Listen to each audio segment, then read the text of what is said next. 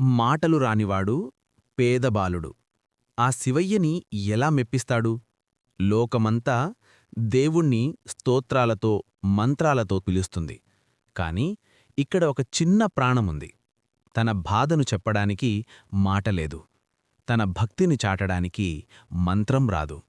అందరూ వాడిని మూగవాడు అన్నారు. కాని ఆ కైలాసవాసుడికి తెలుసు, వీడు మూగవాడు కాదు, తనకోసం పుట్టిన ముక్త భక్తుడు అని.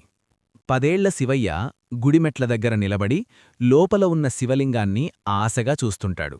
చేతిలో చిన్న అడవి పూల గుత్తి ఉంది. లోపలికి వెళ్లాలని ప్రయత్నిస్తాడు. పూజారి గద్దిస్తూ, ఒరేయ్, అక్కడాగు. రోజూ నీకిదే పనా? లోపల అభిషేకం జరుగుతోంది, అపవిత్రం చేయకు. నీకెలాగూ మాటలు రావు, మంత్రం రాదు. నీ పూజ ఆ దేవుడికి ఏమర్థమవుతుంది? అక్కడ ఉండి దండం పెట్టుకో. పిల్లాడు కళ్లలో నీళ్లతో అక్కడే కూర్చుండిపోతాడు. సోము మరియు అతని స్నేహితులు శివయ్యని చూసి నవ్వుతారు.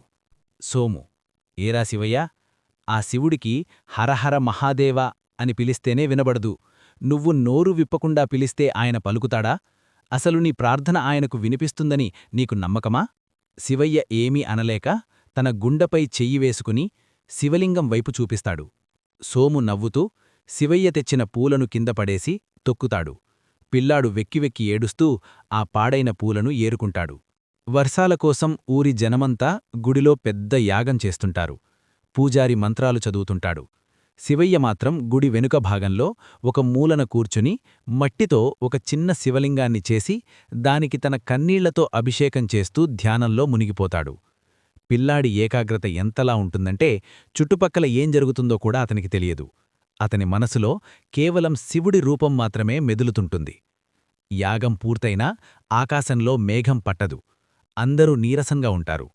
అప్పుడు ఒక ముసలి వృద్ధుడు, యోగి, గుడిలోకి వస్తాడు. అందరినీ తోసుకుంటూ గర్భగుడిలోకి వెళ్లకుండా పిల్లాడు కూచున్న చోటికి వెళ్తాడు.